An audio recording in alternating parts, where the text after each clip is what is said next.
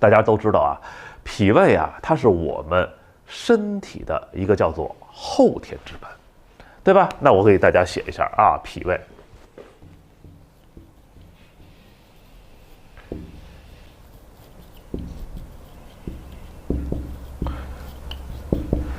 它是我们的后天之本啊。那脾胃它直接就可以说是好，所以呢，大家记住一点啊，就是它是我们的后天之本。那我们脾胃的这个定位，它是我们身体后勤的一个核心，加上我们健康的一个基石。大家记住没有？脾胃是我们后勤的啊这样的一个核心。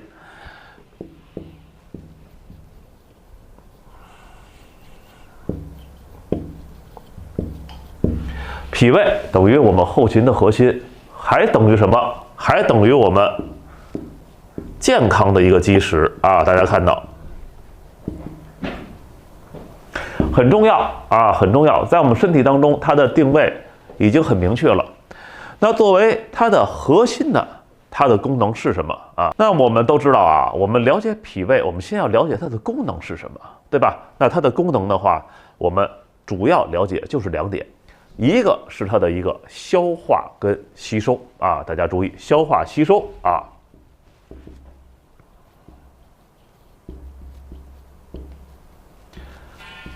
还有一个是什么？作为一个营养的一个输送啊。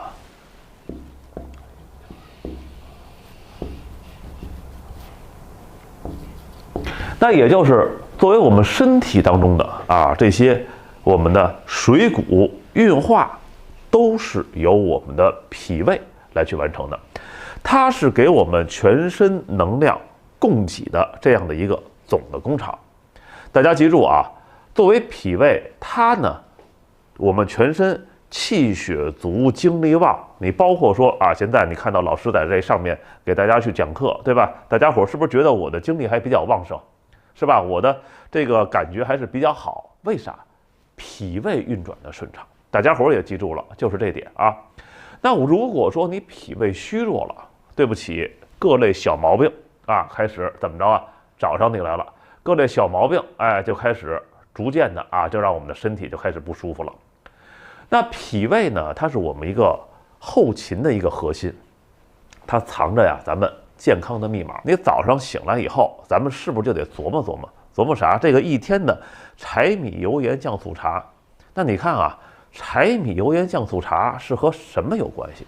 是和咱们吃点什么东西有关系，对不对？也就是说白了，咱们这个一天一睁开眼，这一日3餐，咱们吃什么？有些家人朋友们早上醒来就得琢磨了。那有些家人吃嘛嘛香啊，他精力十足啊。那有的家人不一样啊，他总觉得这地方腹胀啊。这地方他没有胃口啊，对吧？稍微吃一点啊，这个油腻的呀、生冷的呀，他怎么着？他就不舒服了，是不是？所以家人朋友们，大家注意，它背后的关键是什么？大家伙记住是脾胃啊，可以把脾胃这2个字打到我们的公屏上面，我给大家再标注一下啊，脾胃，这是我们的后天之本。那脾胃的这一对黄金搭档啊。在他的身上，您可能没有意识到，这个脾胃它不是说只负责我们消化吃进去东西啊，它只是有这样的一种作用，不是的，它更是咱们身体的一个后勤部长啊！大家注意，它等于是咱们的后勤部长，哎。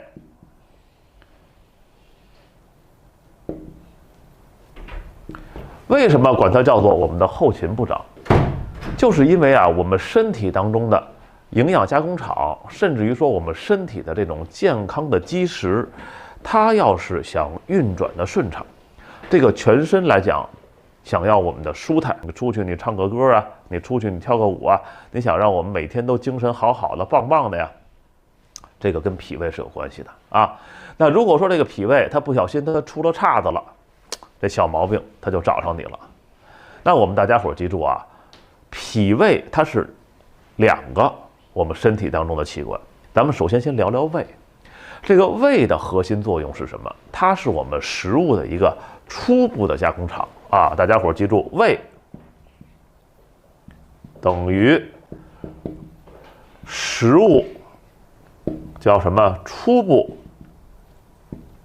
加工，哎，加工厂啊，食物的一个初步的加工厂，它所在我们身体当中的啊这样的一个特点，就是它是一个弹性的一个收纳袋，加上呢我们一个消化酶的这样的一个生产线。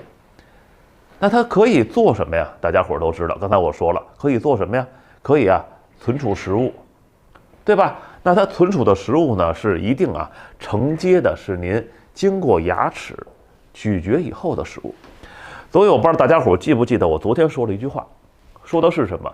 就是你在去进行咀嚼的过程当中，一定要嚼多少下？大家伙记住了，嚼20到30下。是的。就是我们吃进去的这个每一口东西，你最少你要嚼20到30下，你再给它咽到我们的肚子里边。这样的话呢，它可以减少我们胃的工作量。哎，那同时大家记住，胃它还是我们的一个分解加工厂分解加工的。哎，它是我们分解加工的地方。那它可以分泌什么呀？分泌胃酸，对吧？那胃酸、胃蛋白酶，它的作用是将我们大块的这些食材，它可以去做一个分解，分解成我们相对来讲比较好消化的。那就相当于是什么呀？就给您举个例子，我们做菜之前，您把这个食材去给它切好了，给它切成丁儿也好，给它切成块儿也好，切成片儿也好，它是做这个作用的，做这个作用的那如果说这个您的脾胃假如说不舒服了，是吧？那它肯定它是有表现的呀。那我们家人说了，我这脾胃有可能出现了什么呀？这个胃胀，是吧？有可能就出现了一些，比如说是打嗝，有可能就比如说出现了一些这个反酸，那有可能比如说出现了一些烧心，这些都是我们所说的叫做异常的这样的一种表现。那我们在吃进去东西以后，大家伙注意你如果说吃进去东西多了，饱腹感持续，相对来讲时间比较长了，比如说您中午吃进去的东西是吧，到晚上你仍然觉得堵，或者说你在吃的过程当中呢，因为呢你狼吞虎咽，因为你经常吃一些凉的东西，对吧？因为你平时对它不注意，它的胃酸分泌不足了，它就会产生这样的情况。那刚才我说了，咱们先讲的是胃胃它的作用是什么？它是我们身体当中一个有弹性的一个收纳袋，它是帮助我们去收纳您吃进去的东西，包括喝进去的东西。同时呢，这个胃它还自带我们消化酶的生产线。大家记住消化酶生产线我给大家写一下。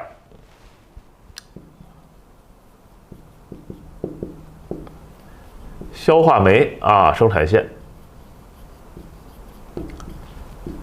它是自带的我们消化酶的这样的一个生产线。所以它每天你吃进去的米饭呀、面条鸡鸭鱼肉这个肉蛋奶等等的，是吧？它是先经过我们牙齿的咀嚼，你先得给它嚼了。我刚才说了，你最少你要嚼20分钟。有些家人说了，我可能我要嚼半个，这个不是嚼20分钟，嚼20下。有些家人说我可能我要嚼30下，嚼15下都可以，根据您的一个情况，就是我们建议最少嚼20下是的，嚼完以后，你再给它咽到我们的胃里边吃进去。胃它就先会把这个食物大家伙记住了，怎么着给它暂时的给它存起来给它存起来，放在它的胃，放在它的这个地方，然后呢分泌胃酸和胃蛋白酶。那大家注意，胃酸、胃蛋白酶，它是什么呀？它是像给我们的食物泡了一个消化的，这样的一个澡一样，它就是把我们大块的食材分解成我们这个糊糊状或者说相对来讲比较好消化的这样的一些东西。那你想想如果说您的这个收纳袋，我们所说的这个胃收纳袋，如果说它的弹性变差了，或者说这个胃酸分泌不足了，这个食物就有可能没法去充分的分解。大家想想是不是这么回事吧？对吧？啊，那如果说这个分解不好了，你吃进去的东西，你自然而然你就会觉得什么呀？胃胀、打嗝、反酸水、烧心、胃不舒服，是不是？你看啊，我们有的朋友平时啊，你吃饭的时候啊，就总是狼吞虎咽的。我就经常说，我们屏幕前的观众朋友们啊，我的哥哥姐姐、叔叔阿姨，为啥你有这样的一种习惯？就是因为啊，我们年轻的时候啊，我们全身心的投入了大家小家的生产。我们吃饭的时候，那会儿可能您在工厂，您在这个单位，没有太多的时间说让您吃顿饭能吃1个小时，吃一顿饭能吃2个小时，不现实。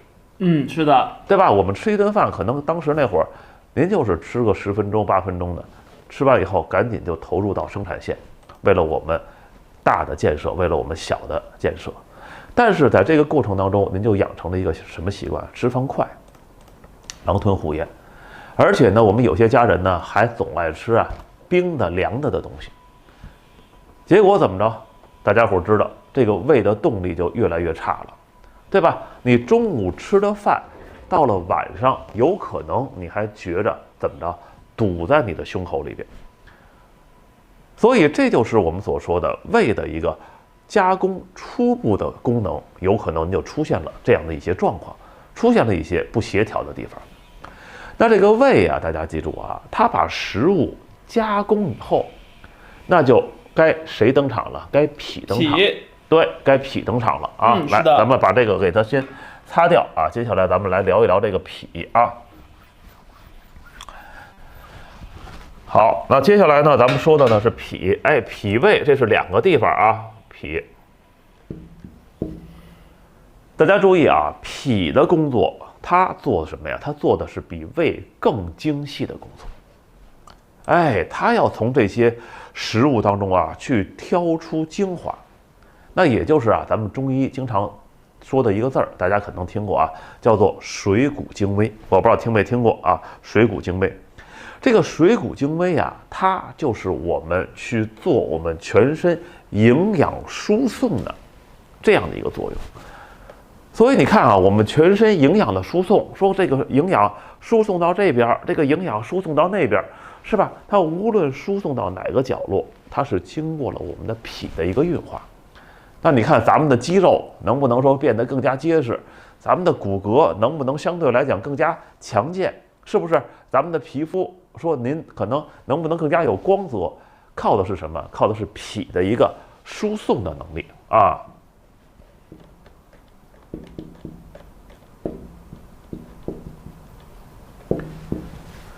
好，大家记住了，脾是给我们全身输送我们能量的。哎，就像我们，比如说我们的农民种庄稼，是吧？他光有种子，光有土地行不行啊？家人朋友们，不行，对吧？他还得有好的灌溉的系统。是的。哎，他得把整个的养分呀，给它送到我们每一棵禾苗的根部。大家注意，脾是我们身体的一个灌溉系统。它呢，就是把我们的营养啊输送到我们身体当中的各个地方。如果它偷懒了，或者说它运转的不畅了，那对不起，它营养就吸收不上来，那您可能也就会变得没有精神，您的脸色呢就会变得比较苍白，您的脸色有可能呢就会变得比较蜡黄，您呢有可能呢就变得呢没有什么力气，您呢有可能呢在去走路啊，在去遛弯的过程当中呢就会感觉到累，您也有可能啊就会感觉到啊手脚冰凉，甚至于慢慢的消瘦。那动不动啊抵抗力下降啊，感冒啊，发烧啊，哎，这些啊就有可能就找到您了。那我见过啊，我们有不少的小朋友啊，他是偏食啊、挑食啊，有没有这种情况？您自己去想啊。是的，这就是脾胃虚弱。结果你看啊，这样的小朋友，他怎么着？他长得就比同龄的孩子瘦小，而且这样的孩子呢，他呢还总爱生病。哎，其实就是脾的营养输送就是没有跟上。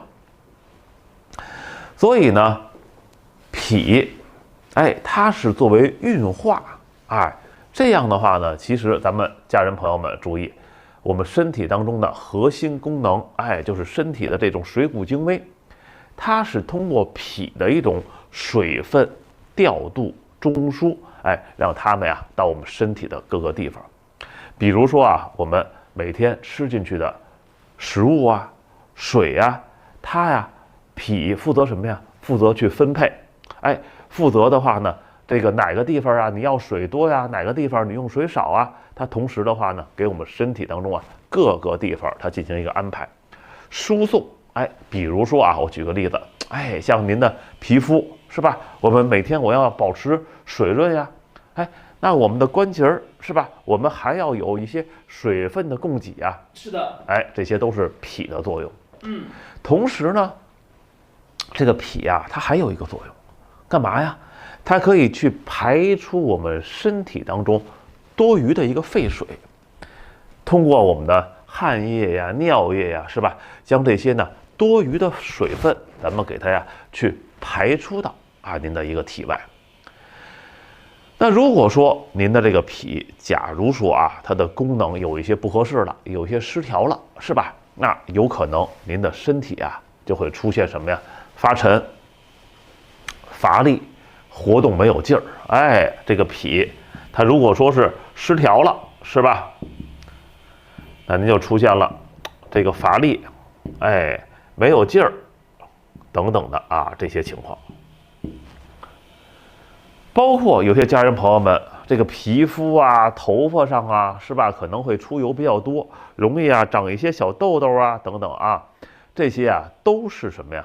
都是你的脾不舒服造成的那现在呢，我们还有一些家人朋友他是什么呀？大便不成形，是吧？你拉完这个大便以后的话呢，有可能你一冲水，它还挂在这个马桶这个篦子上头包括有一些家人朋友们早上醒来以后，眼小腿会有水肿，是吧？早上起来以后呢，还有一些明显的这种的泪痕这些呢都可能会是您脾胃不合适的这样的一些情况。是的。那我们除了说是消化、吸收、运化这些脾胃还是咱们经常说的是什么呀？咱们身体的一个气血生成的源头。大家记住了脾胃等于我们气血生成的源头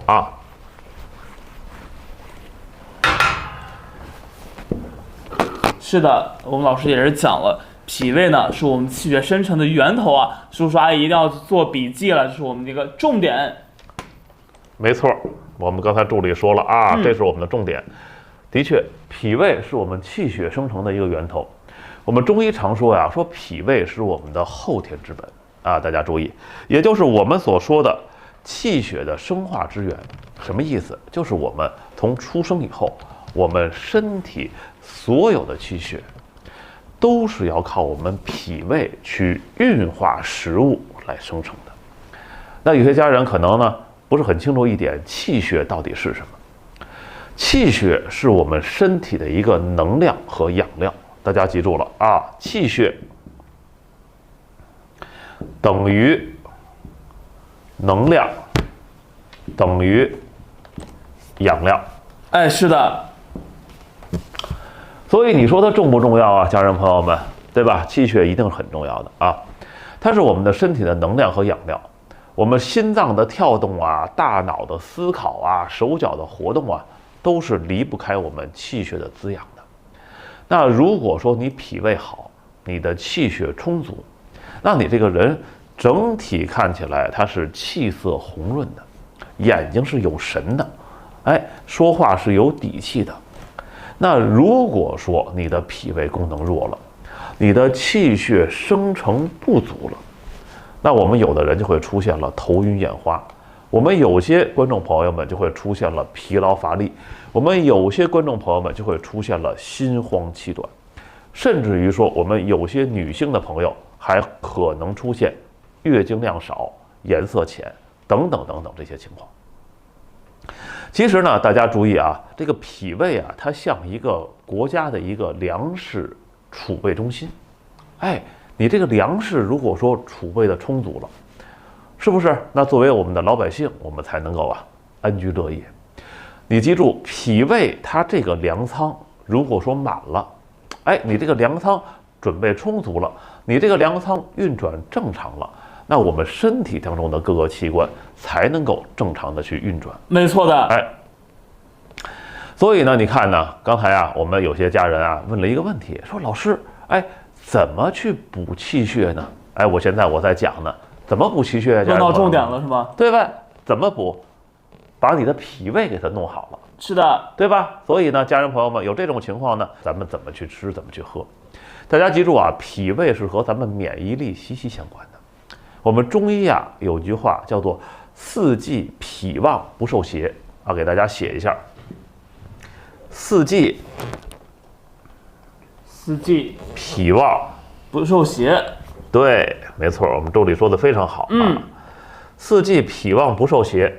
大家可以把这个话记到你的小本本。那我们中医有句话讲啊，脾旺不受邪，意思很好理解，咱不用多解释，什么意思？脾胃强大了，身体抵抗力增强了，对吧？不容易呢被我们的这个风感呀，包括说一些这种外界的病毒啊等等啊这些影响。好，那我们把这句话记住了，因为脾对我们很重要，因为你气血充足了。我们身体的防御部队，也就是我们身体的这个卫士，对吧？它才能够给我们的身体怎么着啊，装上一层隐形的防护衣，对不对？我们再去抵御外界干扰的时候，我们再去跟外界再去做防护的时候，我们再去打这个外界的这些病毒的时候，你才能够在这个过程当中取得胜利。那在这个过程当中呢，大家还要记住一点啊，我们屏幕前的观众朋友们。我们一定要长期规律的去养护我们的脾胃。比如说，我早上我6点到7点，是的。中午我11点到12点，晚上我6点到7点，我这个时间段吃晚饭，吃中午饭，吃早饭，没问题。那有些家人说了，老师，可能我稍微早点，稍微晚点都行。但是呢，咱大家伙注意一点，注意哪个？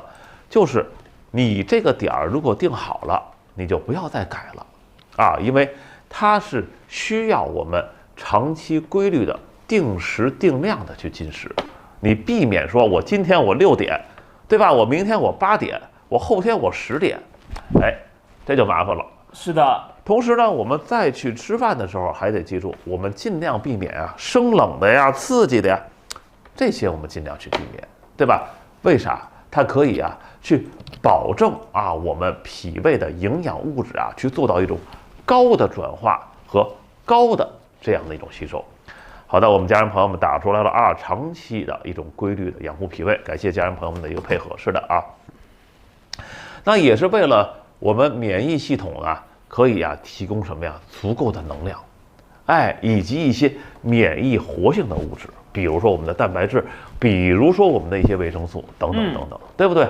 它可以进而增强我们机体的一个抵抗力，对不对？那我现在家人说了，我原来可能我这个一个冬天可能感冒个3次5次，但是现在的话呢，我脾胃好了，可能的话呢，这一个冬天没准感冒1次，甚至于说有些家人朋友们没准就不感冒了，对吧？它表现的呢，其实就是你耐寒能力上去了，你的这种感染疾病的发生的几率，它有可能就会降低了。我们每一个人的情况不一样。是的。你9点吃，然后你9点，比如说你吃早饭我们可能有些家人是这样，中午1点吃行，没有问题，你只要吃得下去就行。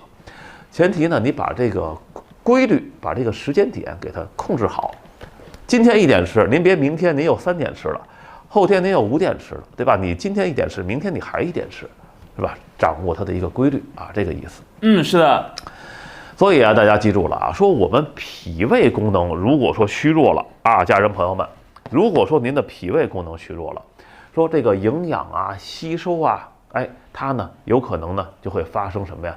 发生一些不好的地方，就会导致我们气血生成就不足了。你的机体的免疫的防御体系，我们也就是所说的针对于外界的这样的一种防御体系有可能受损，对于我们外界的环境的变化的适应能力下降，容易出现感染等等等等等等啊，这些情况。那脾胃和什么有关系啊，家人朋友们？是的，老师也是朋友问了，老师脾胃虚弱还能吃粗粮吗？脾胃虚弱还能不能吃粗粮？哎，那些家人说了，说脾胃弱能不能吃啊？可以，为啥？脾胃跟我们粗粮之间，其实呢，它有很好的这样的一种辅助的关系。但是，大家注意，老师老说但是，为啥？但是后头是重点了。是的。哎，我们吃粗粮的过程当中啊，一定给它嚼得烂一点，因为粗粮本身它不好消化吸收，本身粗粮当中对于我们脾胃，它可能会是有一定影响的。但是你吃完粗粮，它里边的一些水谷精微，对于我们身体是有好处的。怎么办？通过你的咀嚼系统，平时你嚼20下一口，你吃粗粮，那你这一口你嚼80下，嚼100下，我只是举一个例子啊，你给它嚼得烂一点就可以了啊。那我们家人朋友们，大家记住了啊，脾胃和咱们什么有关系？和咱们的情绪和咱们的精神状态是分不开的。我给大家写一下，哎，我给大家去写一下啊。好，这个脾胃啊，大家注意啊，哎，和我们的什么有关系啊？第一个，我刚才说了，和我们的什么呀？情绪，对吧？情绪，哎，这是有关系的啊。还和什么有关系啊？还和我们的呀精神状态。对，大家注意这2个啊，不可忽视。一个是情绪，一个精神状态，分不开。那你有没有这种体验啊？我们家人朋友们，我们屏幕前的，就是你心里啊，如果说一觉得堵得慌，一觉得好像是在这儿生了一顿气，一觉得好像跟谁闹了个别扭，不舒服了，对吧？你就觉得没有胃口了，你就觉得吃不下饭了，或者说你在考试之前你紧张焦虑，或者是昨天咱们也做过一个互动，比如说你要马上呢登台去演讲了，是吧？要决定一个重要的事情了，有可能呢就会吃不下饭，这个肚子疼，肚子不舒服，为啥？为啥？这就是我们说的思虑伤脾啊，你思虑过旺了，对吧？肝木成土啊，这个道理。那它情绪会直接影响我们脾胃的功能。它反过来讲，如果说你脾胃的功能不好了，大家注意，如果说你脾胃的功能不好了，反过来也会影响情绪，它是相辅相成的。是的。所以刚才呢，我说了这几个字，我给大家去写一下啊，思虑伤脾，哎，伤脾，对吧？思虑伤脾，还有什么呀？哎，肝木，哎，成土。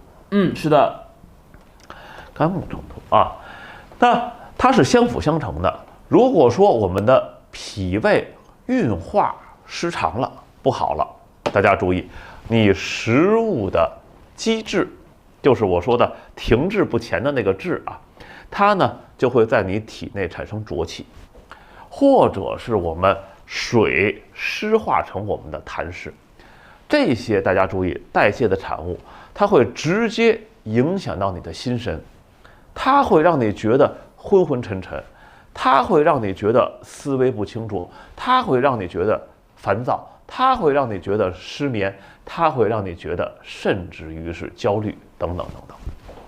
所以大家看啊，我们家人朋友们还问了一个问题，说老师晚上睡不着也是思虑过度的原因吗？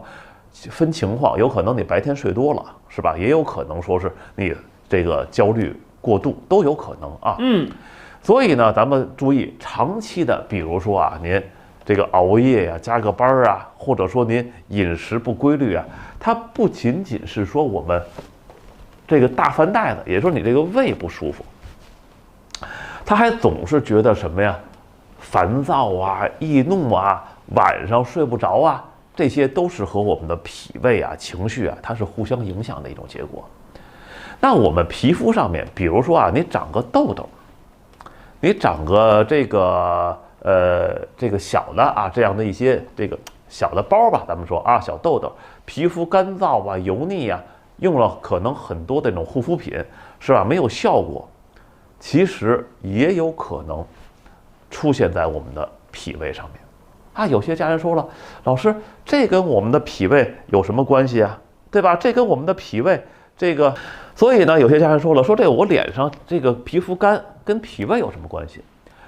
如果说你脾虚湿盛，这个水的湿气它在你的体内啊淤久化热，大家注意，湿它热它是往上走的啊，这个热它往上走，它就会导致咱们脸上出油，出的比较多，长痘痘。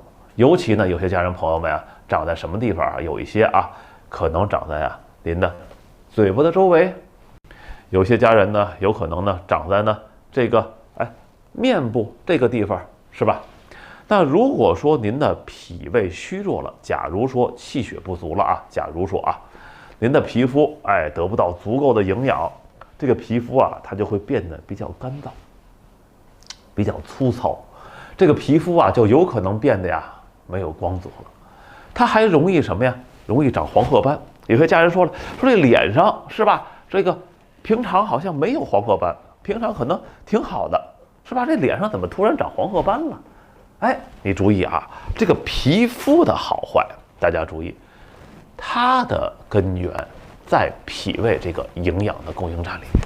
哦，没错的，这可能很多叔叔阿姨之前都不知道这个问题。对，所以我给大家写一下。是的。你看啊，脾胃等于啊什么呀？皮肤供应站。没错，你看啊，这个皮肤啊，它是我们脾胃再去给它供应能量。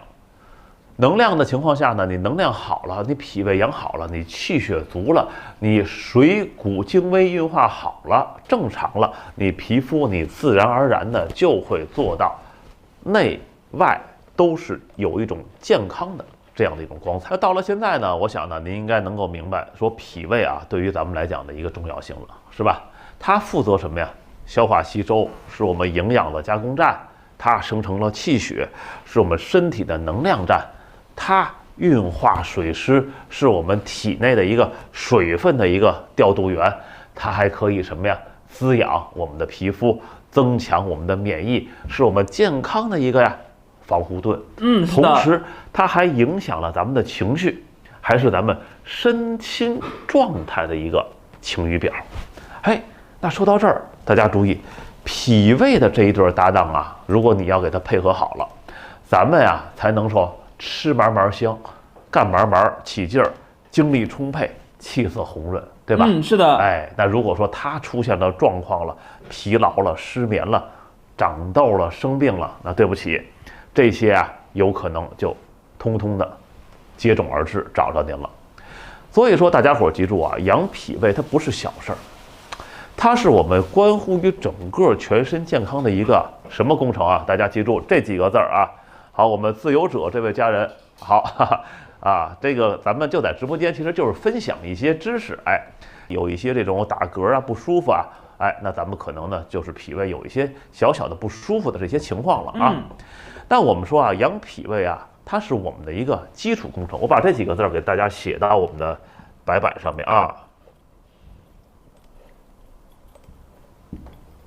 是的，我们的养脾胃的基础啊，什么意思啊，家人朋友们？就是我们比如说再去之前跟大家分享的我们的肾，我们可能以后再去给大家分享其他的我们身体当中的一些我们的器官的时候，大家注意啊，这些器官都是建立在你脾胃的基础上。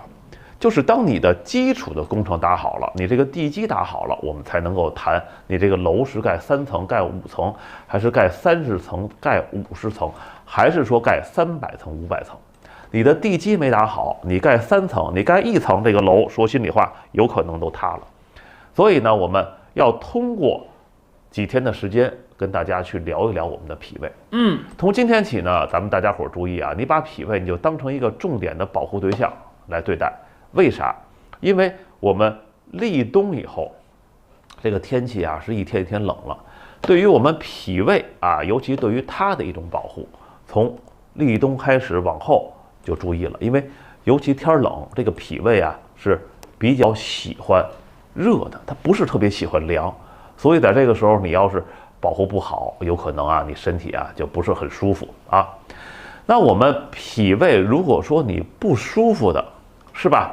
这些情况，那有些家人说了，说很多人觉得啊，说这个脾胃不好啊，它是一个笼统的这么一个说法。其实呢，脾胃的不舒服啊，它分不同的类型。我们最常见的呀，就是啊脾的阳虚和脾的阴虚。当然，有些家人说了，它可能是阴阳两虚啊。那今天呢，咱们只是说一下它的一个大体上啊，我们很多朋友们遇到的一些情况。是的，因为咱们呢不是啊这个去说您脾胃要是啊不舒服了，说咱在这儿给您去判断判断，这个判断不了啊。咱们只是呢去做一个公益的这样的一种知识的分享。是的。所以您的身体如果说真的出现了特别严重的不舒服，咱们一定要到正规的地方去看一看啊。那什么是咱们说了脾的阳虚啊？就是我们身体当中啊，我们的这个温煦之力减弱了。什么意思啊？就是这个脾胃它阳气不足，失去了我们的这种温煦啊，包括说运化呀这些核心的功能。那其实啊，这个脾阳它等于我们身体的一个内热源。我给大家写一下，是的，我们老师说了，我们的脾胃啊阳气不足，失去温煦啊。然后我们老师也是接下来会写我们的脾阳等于我们身体的内热源，叔叔阿姨们。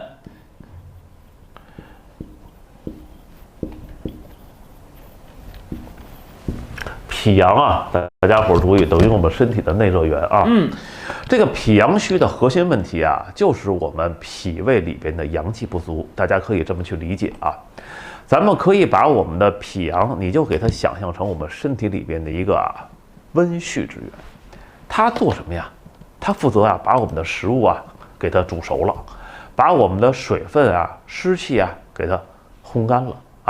要是呢这个温热的力量，假如说变弱了，假如说这个温热的力量不那么强了，大家注意，食物可能就没法充分的去给它怎么着煮熟，没法充分的呢，您身体当中的水湿就有可能排得少，或者排不出去。那您可能身体当中的各种虚寒的情况，那就会找上门来了。是的。那我们来看一看说什么情况下会引起，也就是我们所说它的诱因到底是什么呀？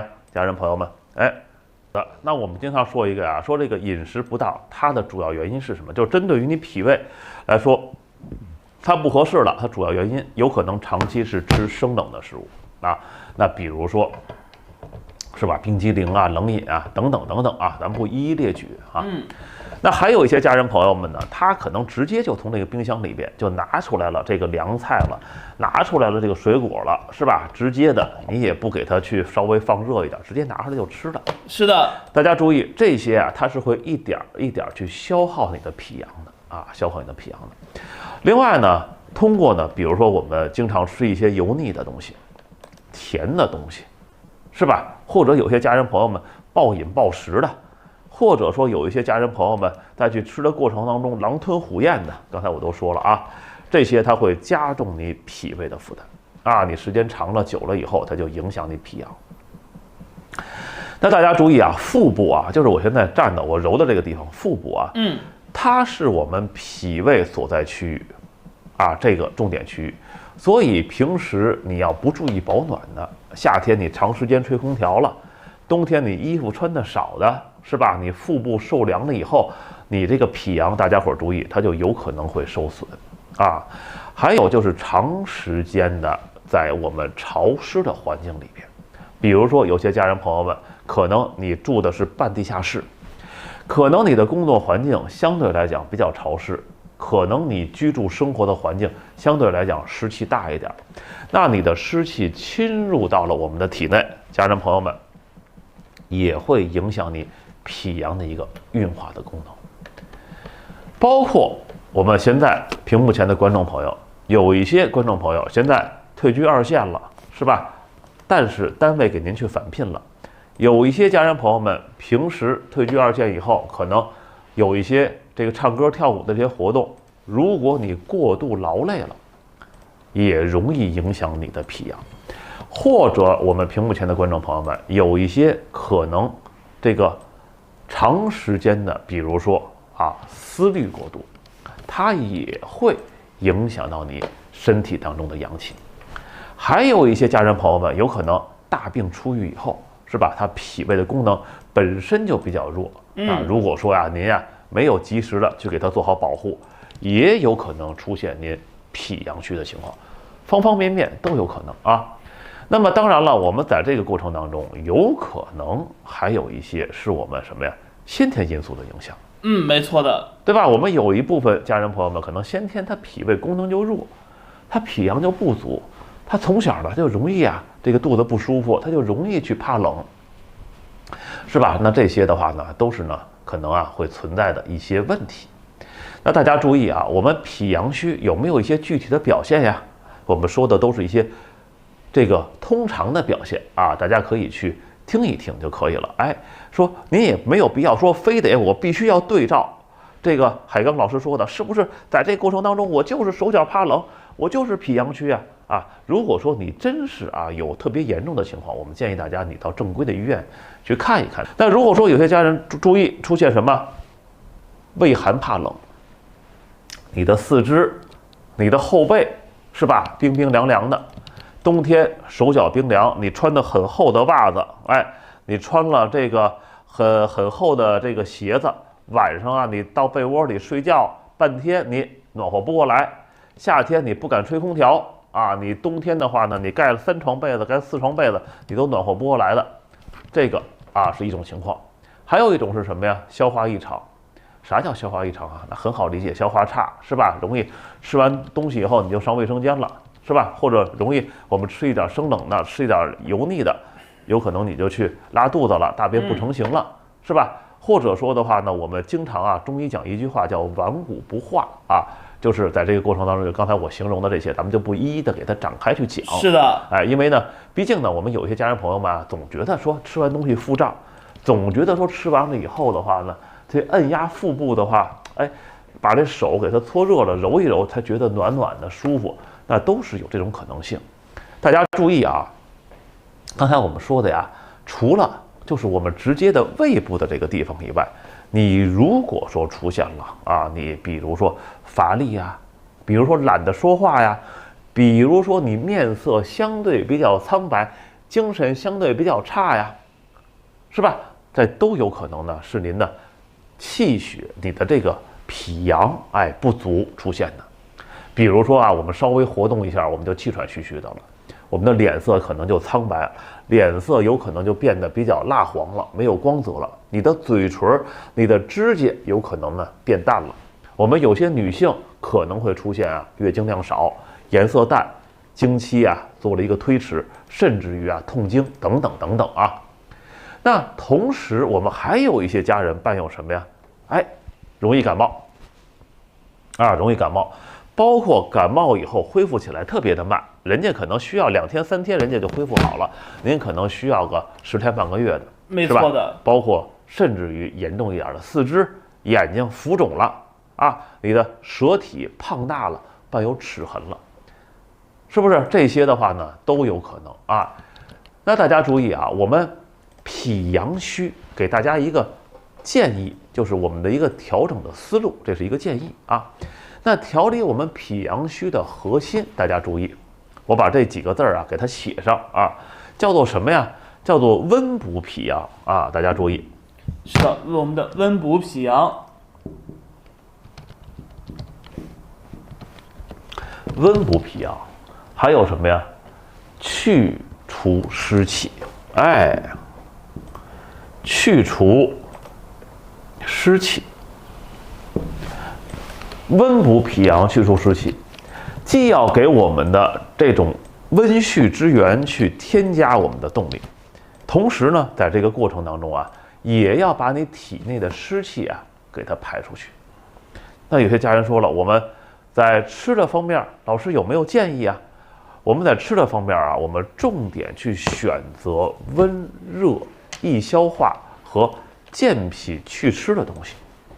那在这儿呢，我们给大家建议可以去尝试一下。这个尝试的这几个呢，为了大家去方便记我想呢，一会儿呢，我们小助理好的，把这几个呀，我们都给它一起打到我们的这个公屏上面。一个呀，大家可能听过啊，这个是八珍糕，这是一个经典的一个健脾的啊。还有一个呢是我们的生姜红枣小米粥，也是很合适。同时来讲的话呢，还有一个是什么呀？山药羊肉汤都行。那我们呀，把这3个一会儿我们小助理都给你打到公屏上面啊。我们家人朋友们，今天呢您也不用说我拿小本本我再去记一下每天哪个配哪个呀，你就直接给它截图。现在咱们就用高科技的东西了。但大家注意啊，还有一点是什么呀？就是我们日常啊。这个小零食，你可以去选择，比如说我们去吃一些这个炒花生啊，这个炒南瓜籽儿啊，或者桂圆红枣，你去泡水喝都不错。这些啊都是我们温热性的食材，它能够去悄悄的去补充您的一个脾阳。是的，避免我们吃一些生啊、冷的呀、凉拌的呀、油炸的呀尽量我们少吃。大家伙儿注意，我们生活习惯。它呢，在去针对于我们脾阳的这样的一个过程当中，腹部的保暖是关键。这个地方你要给它保暖。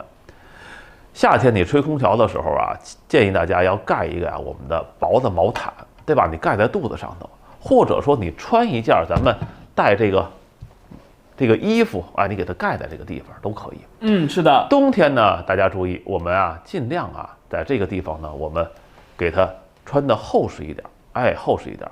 晚上睡觉的时候，您可以用，现在家里边我们有的屏幕前的观众朋友们家里有热水袋的还可以呢用我们的热水袋暖宝宝都可以，在这个地方你稍微放个10分钟8分钟的，为什么？促进它腹部这个地方它血液的一个循环。没错。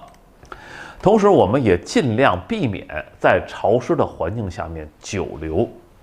尽量你不要说在我们潮湿的房间里边你待上太长时间，是吧？同时呢，大家伙注意，我们在雨天的时候尽量减少外出你洗完头发以后，及时咱把头发吹干了。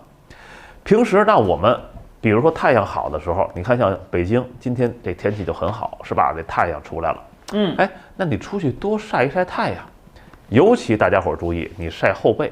你别晒脸，别晒前胸，是吧？晒一晒后背。为什么？阳光它能够去补充我们身体的阳气，它可以去帮助我们去驱散我们身体当中的湿气。当然了，有些家人也说了，说我适度的运动可以不可以？没有问题，适度的运动有帮助。那我们在冬天的时候建议大家呢选择一些温和的运动，比如说一些散步慢跑甚至于说你打太极打半段锦都可以那我们每天运动呢，大约呢是在30分钟到40分钟之间就可以了。它能够冬天天冷，但是你运动的情况下，它可以去促进我们的气血循环，增强我们脾胃的功能。但是在这一点上，大家还要注意，不要在我们吃完饭以后你就剧烈的运动以免的话呢，可能您吃完饭以后剧烈运动，它就起不了好的效果。当然了，进入冬天以后，我们作息时间的规律是不可少的避免熬夜。那现在天气一天天冷了，家人朋友们记住了，我们晚上，我们有一位家人说了说我就是洗完头发不爱吹总感觉脑袋沉沉的。是，那我们自由者这位家人朋友呢，您呢？如果说有这种情况呢，我们也建议您听完海刚讲完以后的话呢，咱们试一试，看看每次洗完头发以后给它吹干了，我们再去休息，看一看呢，我们经过一段时间，对于您脑袋沉沉的这种情况，是不是能够有一些改善那我们再去作息规律的时候，大家注意，冬天夏天其实也一样，但是冬天呢，我们更加建议大家要做到一个这个早睡。冬天建议大家什么时候尤其是立冬以后，我们把这个先给它擦掉了是的我们冬季建议大家是在晚上的21点以后夏季建议大家在我们晚上23点以后就是呢，我们冬季呢，我们一定呢要早睡晚起因为你冬季的话呢，天气呢，尤其是太阳一落山，这天儿就冷了，对吧？我们早点休息，晚上啊，我们啊就在9点之前你就上床躺着了。那夏天的话呢，这天气一天一天热，我让你9点钟躺着，你可能呢，你躺在床上一身汗，咱们呢尽量呢11点之前，我们每天呀尽量保证7、8个小时的一个睡眠，好吧？自由者，哎，对，您稍微试一试，如果有好的这样的一种这个作用的话呢，您呢也欢迎啊，到时候咱们呀在公屏上面，到时候您再跟我们做互动啊。是的。好，那我们目的是为了让脾胃得到充分的休息。吃饭的时候，大家伙注意，我们一定要定时定量，我们一定要做到我们的3餐规律，我们一定不要饥一顿饱一顿。大家把这几点啊，一定给它记好了。但我们说了，什么是我们的脾的阴虚？刚才咱们说了，叫脾的阳虚，是吧？什么是脾的阴虚？就是我们身体的津液不足了啊，这个天津的那个津啊，津液不足了，哎。大家写在这儿吧，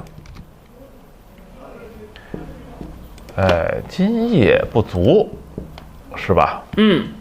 哎，那我们脾胃它的这个津液啊，哎，它是什么呀？它是我们身体的水分和我们身体当中的一些营养的精华。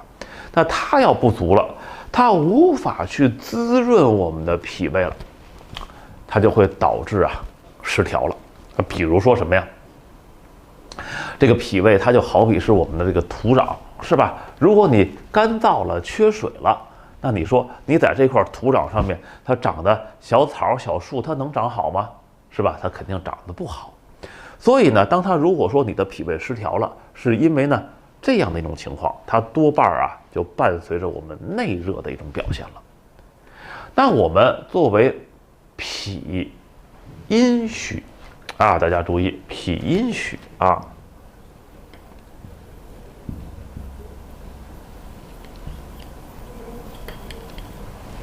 哎，脾阴虚是因为什么？脾胃里边的阴液不足。其实简单的跟大家去说，就是我们身体的水分和我们一些营养的精华不够了，它没有办法去滋润我们的脾胃。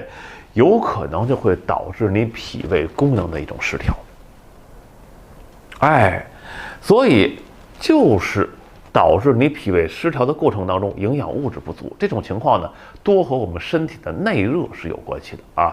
因为你脾胃里的这个土壤啊，刚才我说了，太干燥了，你种不了庄稼了，你长不了小花、小草、小树了，哎，它太干燥了。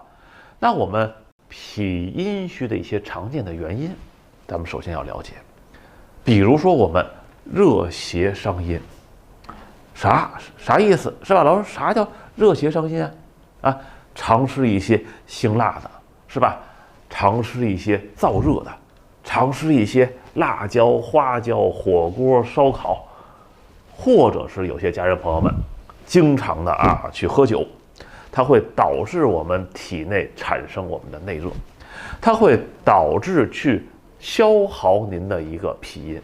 另外，大家伙还要注意一点，就是我们身体不舒服了，比如说啊感冒发烧了，在这个之后，你体内的这个津液啊，就是我们说的这个，哎，它就有可能会被大量的去消耗。是的，如果你没有去及时的补充，也可能呢去损伤您的一个脾阴。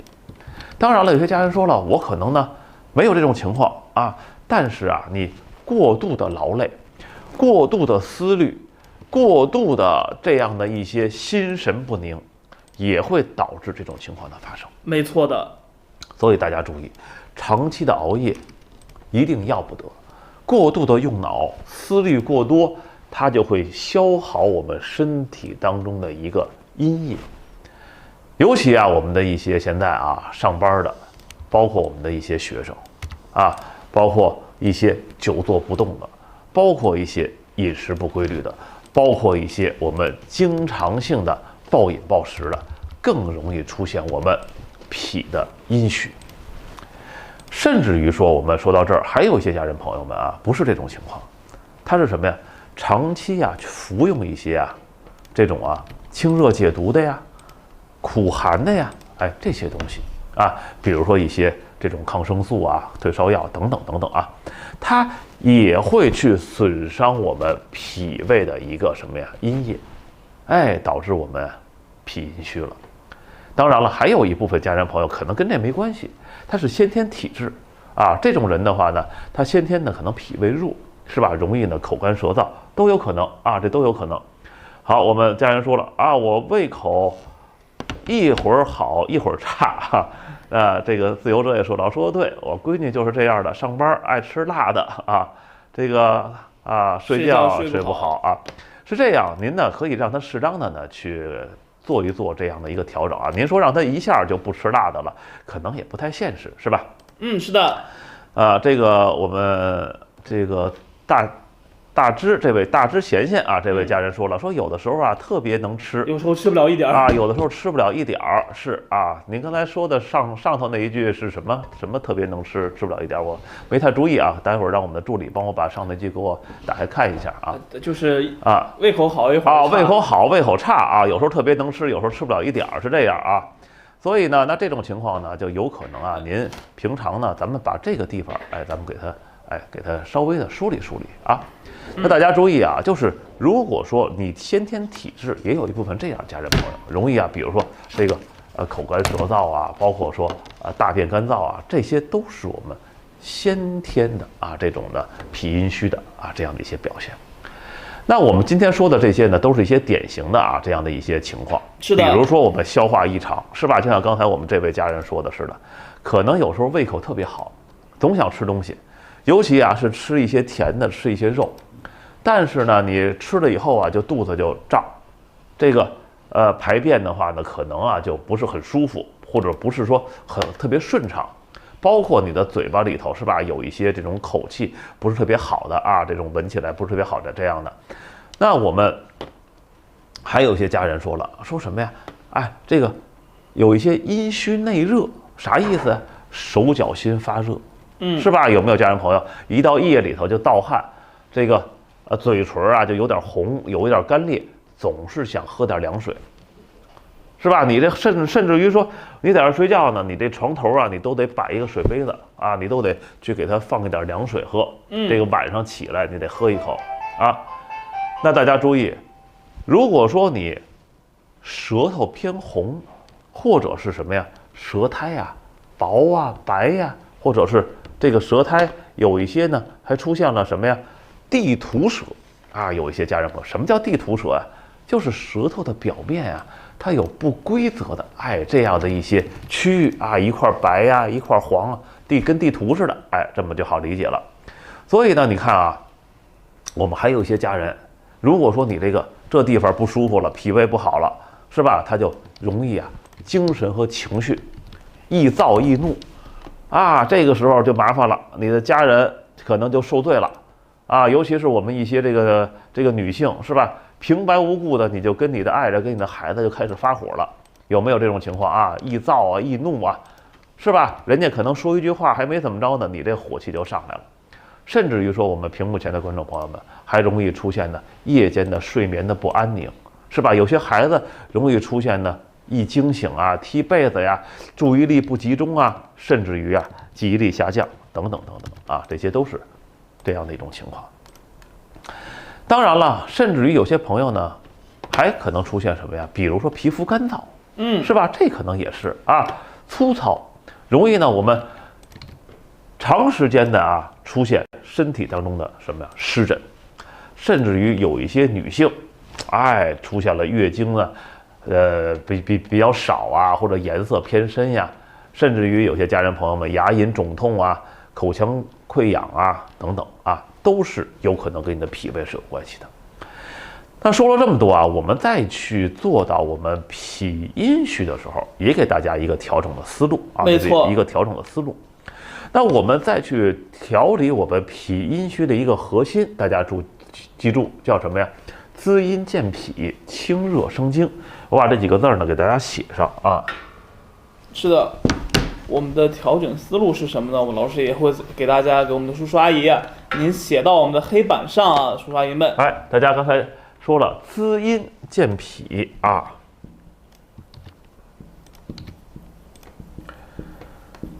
滋阴健脾，哎，这是前面的4个字儿，后边还有4个字儿叫清热生津，哎。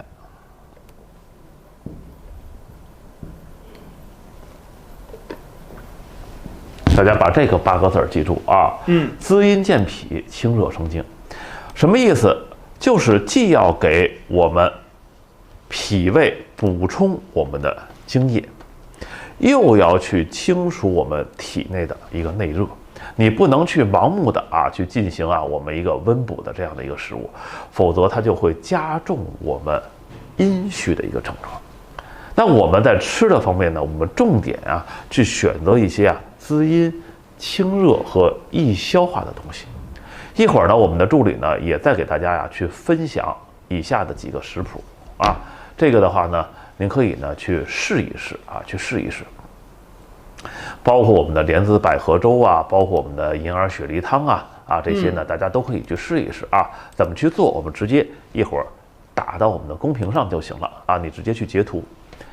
那我们在日常的大家伙注意饮食当中呢，我们建议咱们大家伙多吃一些什么呀？滋阴和健脾的东西。那我在这儿也是一个建议，比如说像山药像百合像莲子像银耳麦冬西瓜、冬瓜、绿豆等等等等都可以。是的，哎，我们尽量避免吃一些辛辣的、燥热的、油炸的。辣椒火锅烧烤炸鸡等等吧，反正就这些。同时，咱们适量的少吃一点特别甜的东西。为啥？它都会有可能加重我们脾胃的一个负担。大家伙注意，在我们生活这个方面生活习惯这个方面我们也要有可能的话呢做一些改变。改变什么？我们每天要去补充我们的水分。这个水分是基础。说到这儿，我也补充点水分吧我也喝一口好。是的，我们要补充水分，不要说等渴的时候再喝，是吧，老师？是的，感谢我们家人朋友们的不断的点关注、点赞那我们保证每天呢要喝1500到2000毫升的温水。刚才我们助理说了，别等渴了再喝，这个非常重要也不要说呢，我们再去喝的时候说夏天了，天热了，我们喝点凉的，或者多喝点凉的，尽量少喝包括说尽量我们少用奶茶等等的这些去代替我们的温水，因为温水才是更好的去滋润我们的脾胃。我把这个温水这俩字儿，我给写到我们的这个白板上面对，也是我们的重点。对。温水那也同时避免呢咱们什么呀去熬夜过度的去疲劳，这些都对于我们脾胃有可能是损伤。晚上几点入睡咱们冬天晚上9点之前，夏天晚上11点之前，保证咱自己的充足的睡眠，是吧？让我们的身体呢有时间生成和修复我们的一个阴液。避免呢什么呀？咱们长时间的去看手机电脑过度用脑，它就会有可能去消耗咱们的一个阴液。那我们每隔这个1个小时，就休息个10分钟、8分钟呢，是吧？是的。站起来呢，待一会儿，避免咱们久坐这样的。所以呢。咱们有些家人说了，说老师，我要适度的运动，行不行那太好了，如果你适度的运动因为我们选择呢舒适的运动呢，像比如说散步瑜伽刚才我说了，练练太极练练八段锦都可以都可以。